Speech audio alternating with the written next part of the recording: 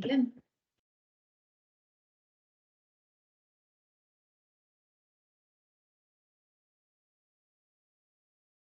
Holly, you cut out there a little bit, I think. Are you? Hi, can you hear me now? Yes. Okay, I just want to start from the top. I just began recording. So my name is Holly Herrera. I am the board administrator for today's informational meeting, July 6, 2023. And then this is a reminder that this meeting is being recorded. And Chair Stevens, we are ready to begin. Okay, thank you very much, Holly. I'll call this meeting to order and just have a few little instructions before we get going on staff presentations. Announcements to the attendees. This is an informational meeting of the board with agency staff. Attendees from the public are welcome to observe. The chat function as well as the attendee cameras and microphones will be turned off. If you'd like to submit public comment, please do that through the website for the October 5th board meeting coming up. And with that, I will turn it over to Kenji Sugara for the ODAB agency update. All right, good morning on this wonderful hot day. I'm really excited to be giving you another update. And well, session actually went through, right? They convened and got passed a bunch of laws, which are now on to the governor. Some of them have already been signed. So I figured might as well just give you a brief update on what had happened during session. A lot has not changed since the last update. What was planned on being passed has passed. What we didn't expect to not pass didn't pass. But just to go over a brief overview, the Dallas Airport housekeeping bill, the training one, that passed. SB 810 UAS penalties, that passed. That's effective January 1st, 2024. UAS in public parks, not state parks, but localities. That's effective January 1st, 2024, not 1024. My apologies. HB 5004, the ODAV budget actually passed, which is a very good thing. HB 2520, UAS wildfire interference passed. HB 2834, vertiports, no effective date specified, passed. Assume it's 90 days from the governor's signature. HB 3058, ODAV to study airport resiliency, effective May 16th, 2023. That, of course, passed. And HB 5006, capital construction, effective July 1st, 2023, passed. And then on the right side of your screen is that did not pass, which was ODAV to study UAS, ODAV to study Salem Air Service. Rumor has it that it'll be showing up in the fall. We'll see. ODAV fees from state statute to administrative rule. That we'll probably bring that up again next legislative session. Jet fuel tax increase or airport advisory committee, UAS overflight, concealed carry at PDX. Task force on aircraft electrification, Alaska Airlines tax exemption, and shielding and outdoor lights did not pass. So that's it in summary. All right, next page.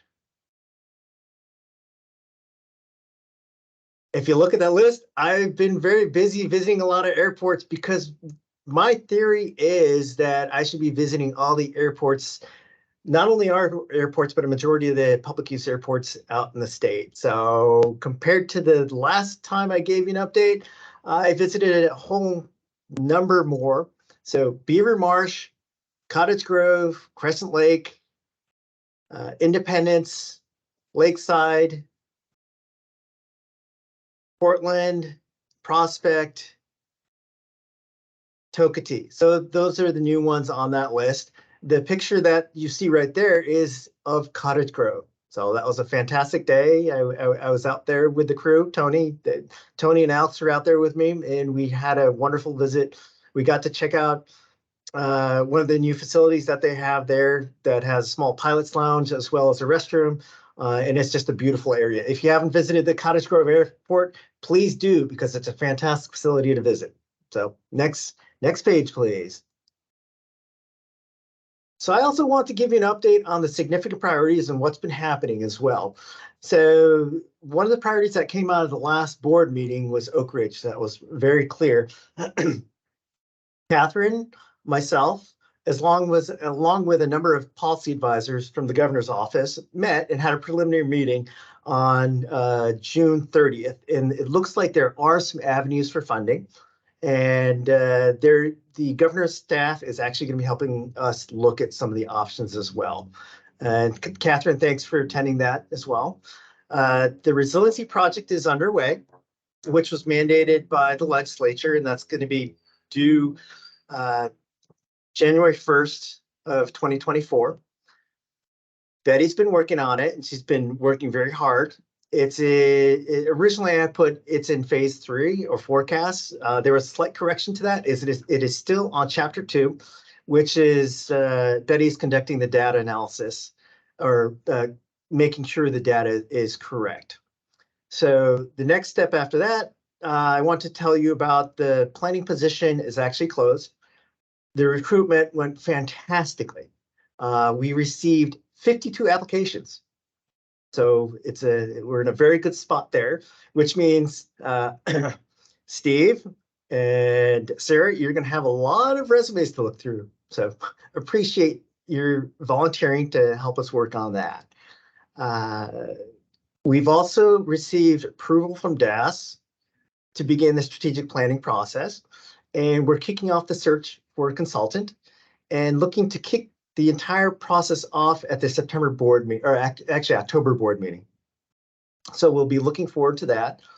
We'll be utilizing the consultant for a lot of the logistics, but for a lot of stakeholder outreach, we'll be having staff go out to a lot of the stakeholders, because I think it's important to have aviation staff rather than a consultant to deal, or actually to interact with folks. I was also very fortunate to have conversations with Business Oregon as well. And we had discussions on how we might be able to collaborate on especially economic development opportunities as well, and how we can work as agencies on similar projects, especially surrounding new aviation technologies. We've also had great conversations with you, Catherine and Steve, and how we might be able to all work together on any projects that might come up, or utilization of resources. So we appreciate that discussion as well. Next slide, please. And of course, new technologies. That's what's coming up in the future. And I just want to give you an update on what's been happening since the last meeting that we had. I did mention the last time that the counter UAS ARC was happening. We've had a number of meetings. I participated in a number, and things are underway. With NASAO, we've been having a work group. For those who aren't familiar, NASAO is the National Association of State Airport Operators. And we've been discussing advanced air mobility and how to provide some feedback to the FAA on AAM. Excuse me. And then I'm also pleased to announce that Alex Thomas of our agency is assisting with UAS and AAM for the agency. So he's going to become a local expert on that as well. And as far as the agency is concerned, we are monitoring the FAA reauthorization regarding electrification. And the agency has 3 new UAS. They're named Maverick, Rooster, and Darkstar. and folks who are fans of Top Gun will get the reference there. So next page, please. I also want to speak about the administration side, what's been happening within the agency as well. I wanted to give, oh, there's Steve. Let's admit him. Awesome. Hi, Steve. Just want to give you a quick update. We're going through the director's update at the moment. And right now we're getting to administration. So I also want to add a big shout out to Kristen and Tony, who did a big heavy lift for a lot of our grant compliance with the FAA. So they've been doing a lot of work with staff and did a tremendous job in meeting some of the deadlines that were there. So great job on that.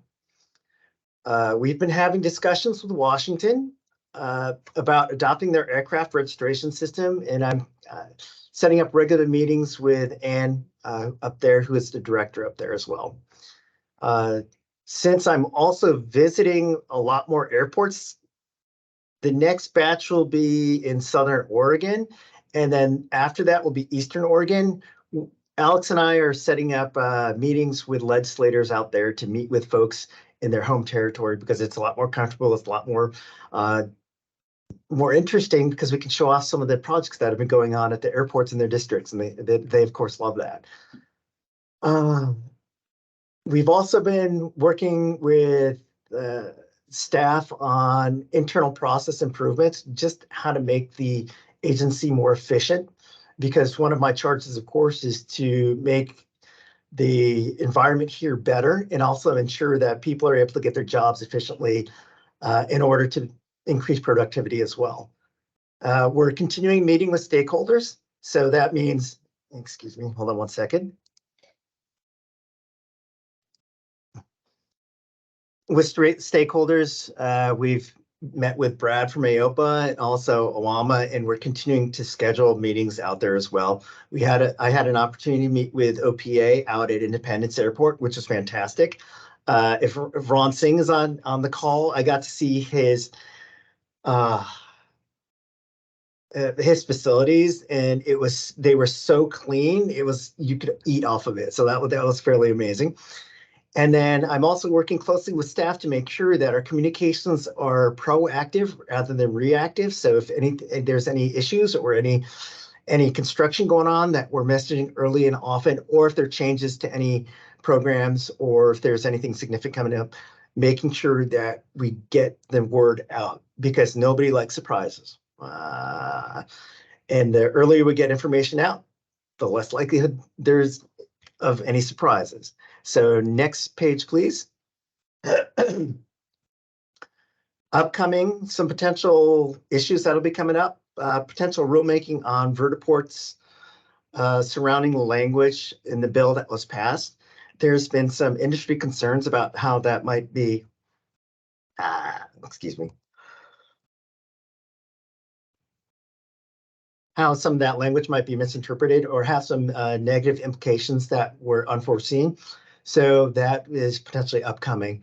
We're also looking at creating regulatory consistency statewide for public use of UAS, whether that be SOPs, standard operating procedures, or reporting mechanisms or reports. We're trying to figure out ways to make sure that it's all consistent. So if anybody has interest in getting more information about how the public uses drones, it's available, it's easy to understand, and it's easy to understand how they are used.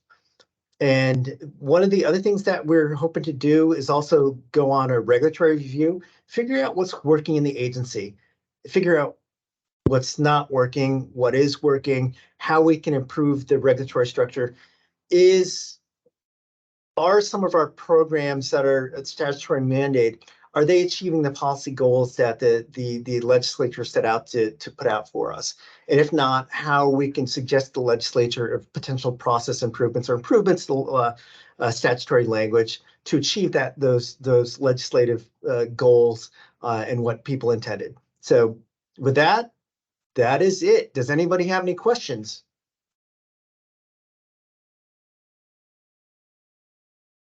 I go pretty quick, so. Yeah. No, it was good. Very thorough. Thanks, Kenji. Thanks, Dave. Kenji, I do Awesome. have a question about the vertiport legislation, because I do Yes. think there was some confusion around that. I don't know if you've had a chance to really dive deeper into that yet, but what kind of rulemaking are you anticipating around that? Just clarification of some of the language, because there's some concern from industry that there would be unintended consequences. There is a larger industry group, AVSI, trying to get together all the major AAM companies together to really help advise and provide education to us in terms of what needs to be clarified. So that's ongoing. The major company that was been behind a lot of the legislation across the U.S. In terms of that vertiport language, they're the discussions between that company and the other companies are ongoing. They're hoping to have some sort of resolution by July 17th or July 18th, and that'll help advise us in terms of what clarification is needed. So it's very much industry driven. So it will be responsive to industry while ensuring that that it goes through the public process. So all other stakeholders, both public and private, have additional input into that as well. Yeah, Does that my help? concern, yeah, my concern about that legislation was it seemed to be making determinations outside of the FAA, which so yeah, I would agree with some of the concerns around that because the FAA will be the driver of vertiports in the future, not us making it up as we go along.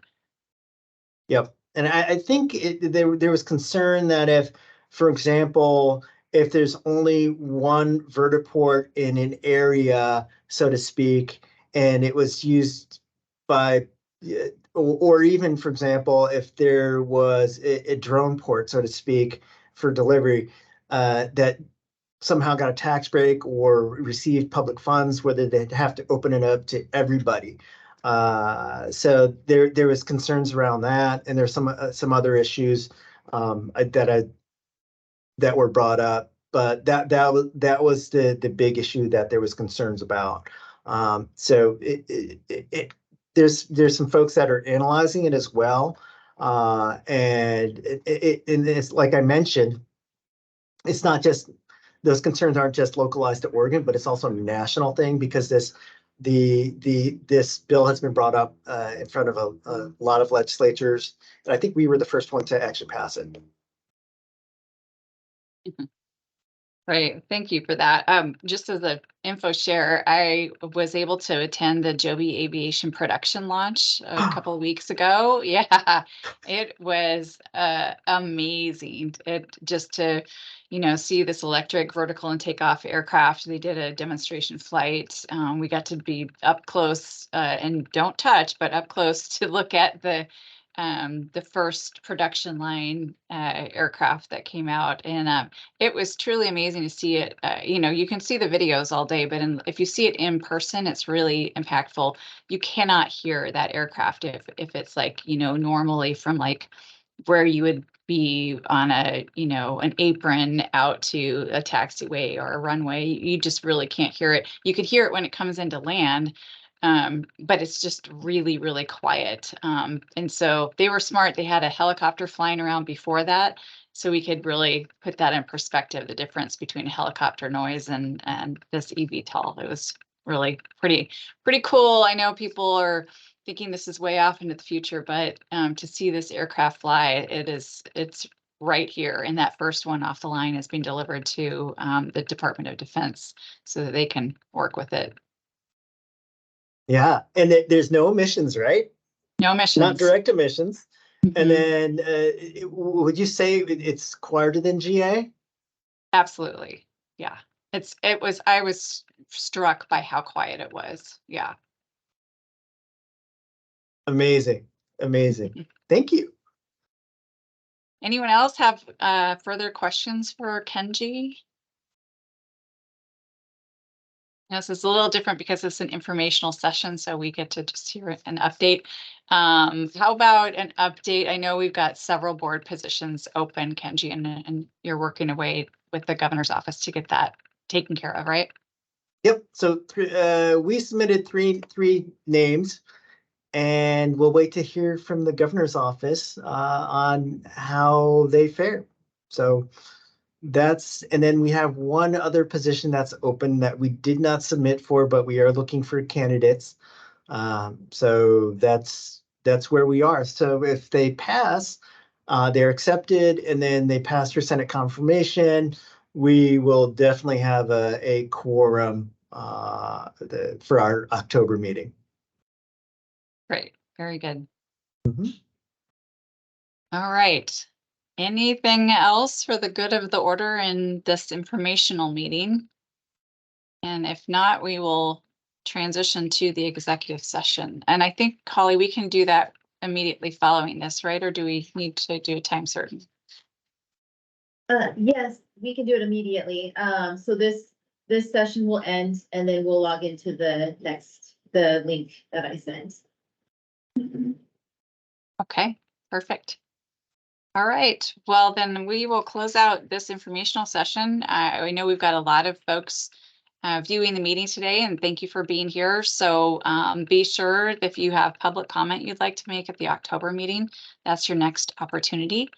And we will adjourn this meeting and meet up in the executive session meeting. Thank you. Thank you.